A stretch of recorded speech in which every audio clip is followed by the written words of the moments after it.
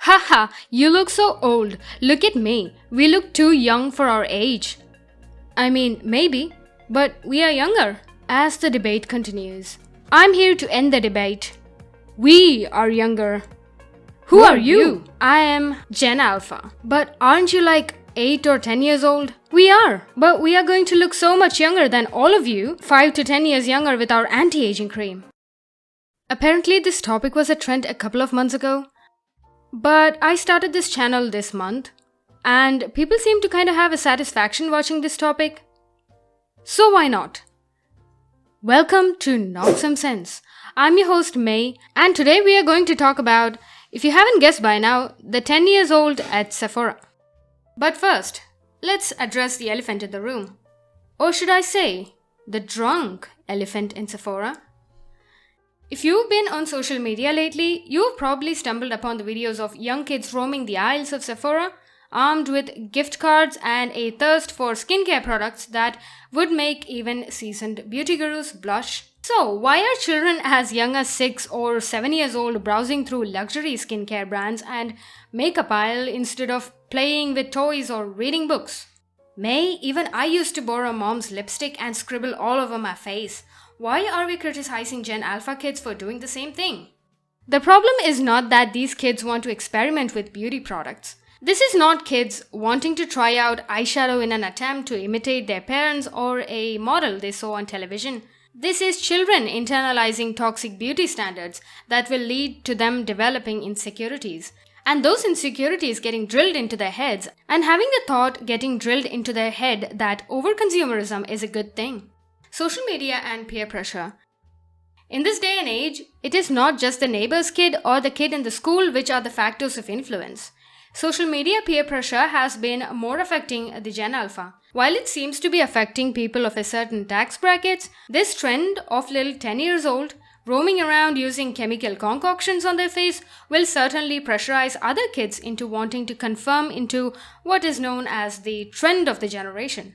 I ain't no beauty guru, but to me it seems a bit insane that kids are using anti-aging creams and have a 10-step skincare routine at the ripe age of 10, worrying about having frown lines and stretch marks when they have hardly reached puberty. Kids are talking about retinols, AHAs and BHAs before even learning their ABCs. The onset of this trend of achieving a certain type of lips or body that someone else has did not start or end with Kylie Jenner's lips or the mushrooming Botox bridal parties. The rise of beauty filters that removes the natural texture of human skin and hides even the tiniest mark on your face, and a layer of skincare and makeup is a good way to change one's perception of how human body and skin looks like. We can take a look at the comments in the popular video sharing apps pointing out the mark, zits, pores, and the accumulation of fat under your chin to know that people have a beauty standard that cannot be achieved without these technological aids. Such standards not only changes how a woman wants to see herself in the mirror, but also puts an unrealistic expectation in a man's mind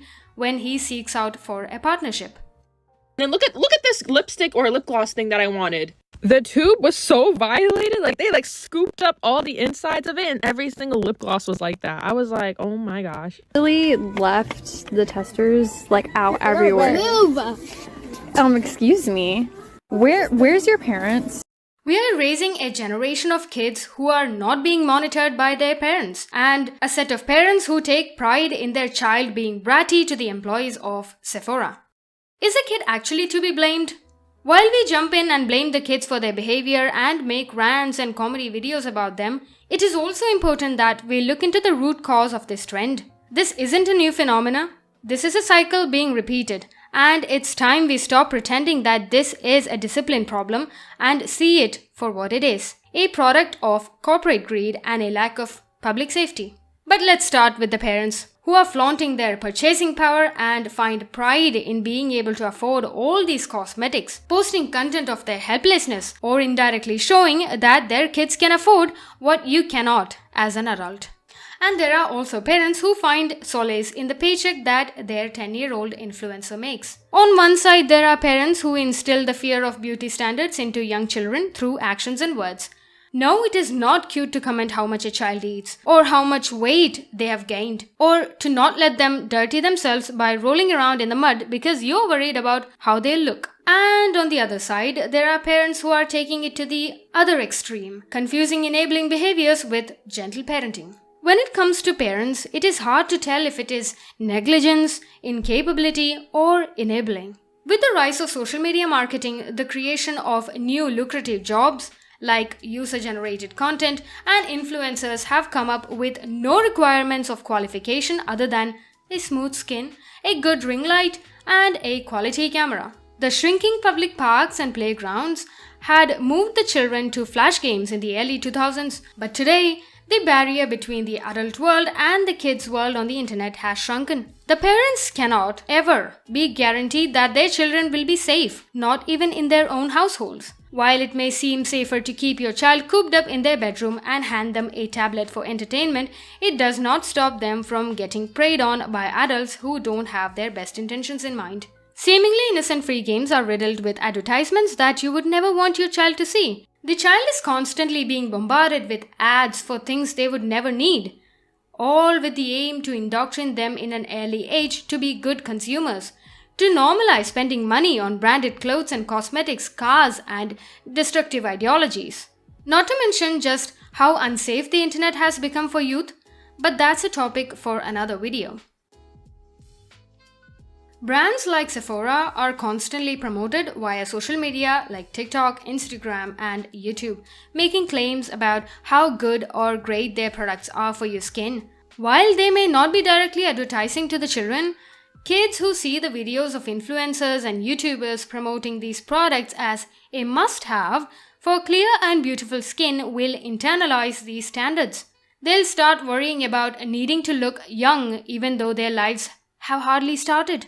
This is the same phenomena as the young girls worrying about their weight and looks because of how women are portrayed in movies and shows. And no, this is not something that would happen on accident just because of parental neglect, even though companies would want you to believe just that. This is done on purpose to keep their customer base alive and ever expanding. By instilling fears about weight gain, acne, wrinkles, and grey hair into children when their brains are at an age where it absorbs information like a sponge, companies ensure that these kids would grow up into teen and adults with deeply rooted body image issues and would be more likely to be manipulated into purchasing the latest brand of foundation that promises to hide those ugly acne scars and dirty pimples.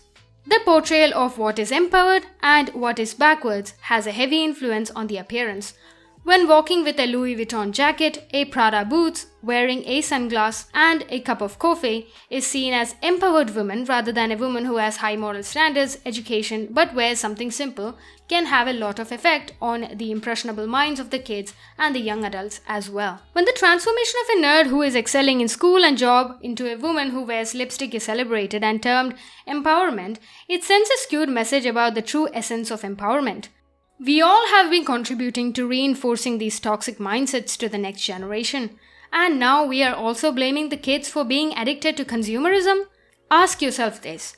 Would this new trend of queuing at Sephora exist if society didn't push such a heavy emphasis on appearance? If children were truly allowed to just exist as so, without being held up to expectations of presentation that not even adults can meet, do you think that this would happen? Now it also puts people at a new junction where the role of parents, educator, social media platforms, brands, and the policymakers should be evaluated to cater to this situation. That is it for today, guys, and I'll meet you with another video.